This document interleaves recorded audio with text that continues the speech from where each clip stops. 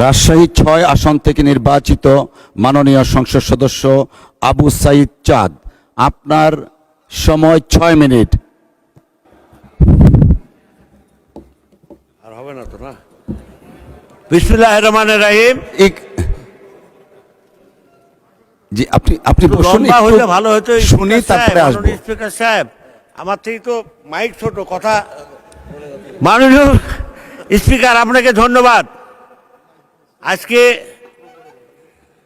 দীর্ঘদিন পর আপনার এই সংসদে কথা বলার সুযোগ পাওয়ার জন্যে আল্লাহ রাব্বুল আলামিনের কাছে শুকরিয়া আদায় করি। পাশাপাশি আমার এলাকা চারঘাট বাঘা রাজশাহী ৬ আসনের মানুষকে ধন্যবাদ দিই।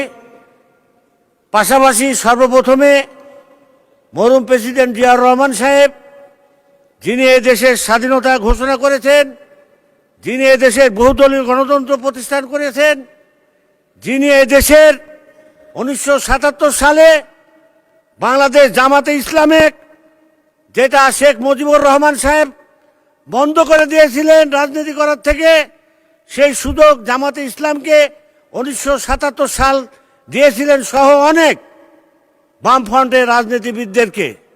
সেই জন্য তাকে ধন্যবাদ দিই। পাশাপাশি 1986 সালে যিনি আমার ম্যাডাম বেগম খালেদা জিয়া জনগণের আস্থা নিয়ে জনগণের সাথে বিরোধিতা না করে আজকে অনেকে অনেক কথা বলছেন, কিন্তু সেদিন লক্ষ্য করে দেখেন 1986 সালে আপনারাই স্বৈরাচারী সরকারের সাথে হাত মিলে গণভোট করেছিলেন। সেদিনকে আমার বেগম খালেদা জিয়া 1986 সালে জনগণকে সাথে নিয়ে নির্বাচন না করে স্বৈরাচারী বিরোধী আন্দোলনে শরিক ছিলেন। দেশনেত্রী বেগম খালেদা জিয়া আমাদের মাঝে নাই। 1996 সালেও এই দেশে উনি গণতন্ত্র প্রতিষ্ঠান করেছিলেন এবং তত্ত্বাবধায়ক সরকারের বিল প্রতিষ্ঠা করেছিলেন, যার জন্যে ওনাকে আমি আমার দলের পক্ষ থেকে ধন্যবাদ দিই। পাশাপাশি দু একটা কথা বলতে চাই। আপনারা জানেন, ভারত থেকে আসা প্রায় আমার নির্বাচনী এলাকায় ভারত থেকে আসা প্রায় 60-70 হাজার লোক, 60-70 হাজার মানুষ তারা জমি রেজিস্ট্রেশন করতে পারে নাই। আমার মরহুম নেতা কবির হোসেন সাহেব, তিনি এই জমি রেজিস্ট্রেশনের কাজগুলো আরম্ভ করেছিলেন। আমি নির্বাচনের সময় আমার নির্বাচনী ওয়াদা ছিল তাদের কাছে, তাদেরকে বলেছিলাম যে আমি এই কাজগুলো করব। আশা করি আপনার মাধ্যমে ভূমিমন্ত্রীকে অনুরোধ করতে চাই যে উনি যেন এই কাজগুলা আমার করে দেন আমার এলাকার। আর আপনি নিজের সাক্ষী, স্পিকার সাহেব, আইনমন্ত্রী সাক্ষী। আজকে জুলাই আগস্টের আগেই আমি সর্বপ্রথম বাংলাদেশ থেকে ঘোষণা দিয়েছিলাম যে 27 দফা 28 দফা এগুলার বাংলাদেশ হবে না, শেখ হাসিনাকে জায়গা মতন পাঠাতে হবে। তার পরিণাম আবার কি হয়েছে আপনি নিজে জানেন। তার পরিণামের জন্য 100 দিনের উপর রিমান্ড। সেই রিমান্ড থেকে বাংলাদেশের এমন কোনো জেল নাই। আমার নেতৃবৃন্দ জামাতের বলেন, আর আমার নেত্রকোনার বলেন, আর সাতক্ষীরার বলেন, আর ফরিদপুরের বলেন, আর রাজবাড়ী বলেন, আর কিশোরগঞ্জের বলেন, আর জামালপুরের বলেন, আর নাটোরের বলেন, আর নোয়াখালীর বলেন, এমন কোনো দেশ নাই যে দেশে আমার জেল জুলুম হুলুয়া হয়নি। আপনি জানেন না, আমি চিকিৎসা হয়নি, চিকিৎসা আপনার সাক্ষী, আমার আইনমন্ত্রী উনি সাক্ষী, আমার খোকন ভাই ব্যারিস্টার সাক্ষী, তাদের মাধ্যমে আমার জামিন হয়নি।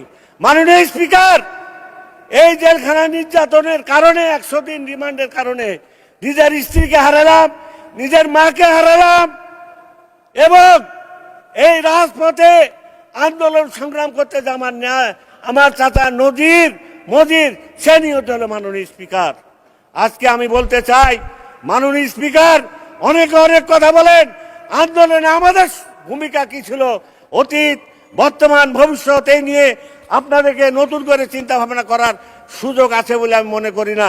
মাননীয় স্পিকার, আমার এলাকা, আমার প্রধানমন্ত্রী উনি গেছিলেন রাজশাহী, উনি ঘোষণা দিয়েছেন আমকে জাতীয়করণভাবে একটা ব্যবস্থা করার জন্যে।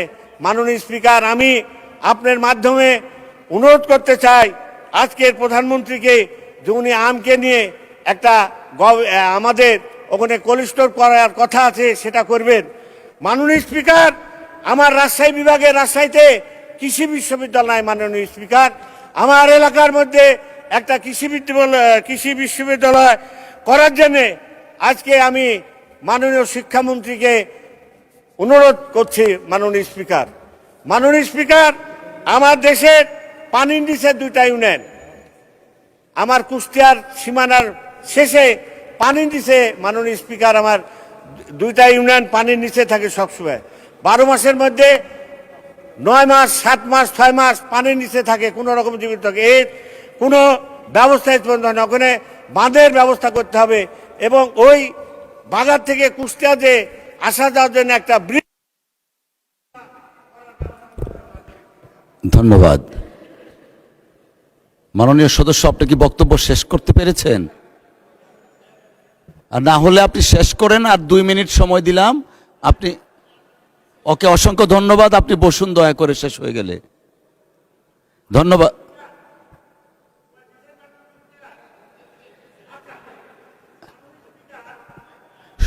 সদস্য, আপনি যদি শেষ করে থাকেন বসুন, আর না হলে 2 মিনিট সময় পাচ্ছেন। উনাকে 2 মিনিট সময় দেন দয়া করে। আমি যেটা বলছিলাম মাননীয় স্পিকার, আজকে আমরা একাত্তরকে বিশ্বাস করি। 71 যদি না হতো, মাননীয় স্পিকার, আজকে আমরা এই সংসদে কথা বলতে পারতাম না। আমরা আমার নেতাকে শ্রদ্ধা স্মরণ করি এবং এই দেশে মাননীয় স্পিকার, আমার নেতা জিয়াউর রহমান সাহেবের উপযুক্ত সন্তান তারেক রহমানের প্রতি এদেশের মানুষের আস্থা, বিশ্বাস আছে, যার কারণে অনেকেই বলেছেন আমাদের বিরোধী দলের নেতাদের সাথে আমাদের তো পার্থক্য থাকার কথা না। ওনারাও যাদেরকে ঘৃণা করে, আমরাও তাদেরকে ঘৃণা করি, তাহলে সমস্যাটা কোথায় ওনাদের সাথে আমাদের?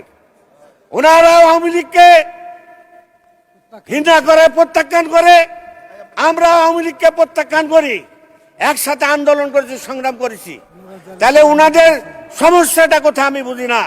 মাঝে মাঝে আমরা দেখতে পাই ওনারা ওয়াক আউট করে, কিসের জন্য করে ওনারা জানে, আল্লাহ জানে, আমরা বলতে পারবো না। কিন্তু ডিফারেন্স তো আমাদের সাথে কিছু নাই। মাননীয় স্পিকার, ওনারাও যা চায় আমরাও তাই চাই। সমস্যা ওনাদের থাকতে পারে, ওনারা যেটা কাজ করে। আমাদের সাতক্ষীরার মানুষ, নজরুল ভাইয়ের এলাকাতে আমি বহুত দিন জেলখানায় ছিলাম। হ্যাঁ, আপনার জেলাতেও বহুত দিন জেলখানায় ছিলাম। অনেক জামাতের লোকের সাথে আমার জেলে পরিচয় হয়, তার অনেকেই সংসদ সদস্য হয়েছে, কৃষ্ণগঞ্জেরও হয়েছে, নোয়াখালীরও ছিলাম, নাটোরেও ছিলাম, রাজবাড়িতেও ছিলাম। এখানে অনেক জামাতের নেতার সাথে পরীক্ষা হয়েছে তাদের। ধন্যবাদ মাননীয় সদস্য। মাননীয় সদস্যবর্গ, সংসদ